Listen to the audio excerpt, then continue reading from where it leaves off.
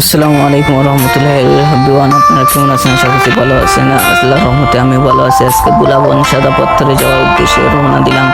সাদা পাথরের সম্পূর্ণ ভিডিও তুলে ধরবো ইনশাআল্লাহ। আপনারা স্কিপ না করে সম্পূর্ণ ভিডিও দেখার চেষ্টা করবেন ইনশাআল্লাহ। কথা না বাড়িয়ে ভিডিও শুরু করা যাক। আপনারা যদি ভিডিও ভালো লাগে তো ভিডিওটা শুরু করা হলো।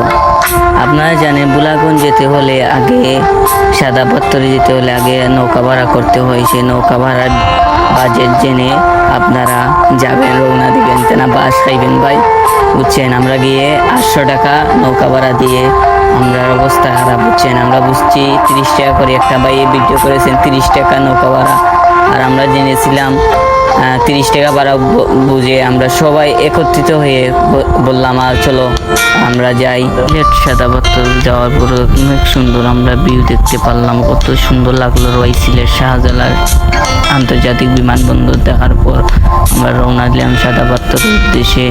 আমরা দেখতে পারলাম অনেক সুন্দর সুন্দর জায়গা, যে স্থানে আমাদের 360 জন আউলিয়া সিলেট শাহজালাল পূর্ণভূমি পার হয়ে আমরা চলে গেলাম বুলাগঞ্জ সাদা পাথরের উদ্দেশ্যে। দেখার পর অনেক ভালো লাগলো রে ভাই, এত সুন্দর দৃশ্য আমি কখনো ভাবতে পারি নাই।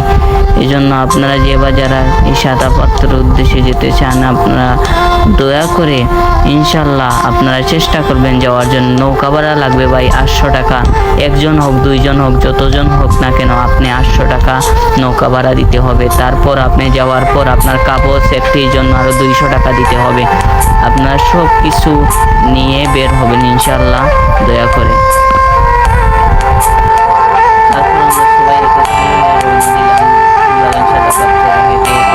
চলে আসলাম সাদা পাথরে।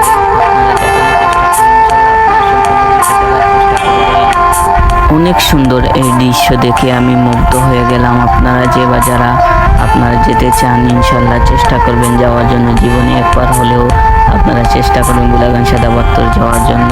অনুরোধ রইল, সবাই আসবেন ইনশাল্লাহ, সবার দাওয়াত।